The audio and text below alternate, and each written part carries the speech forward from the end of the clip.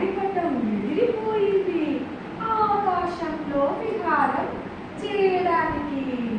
మరి ఇది రాసింది ఎవరో తెలుసా పిల్లలు? చెప్పండి.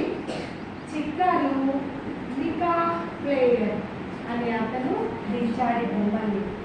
అయితే దీని ద్వారా మీరు ఏం తెలుసుకున్నారు?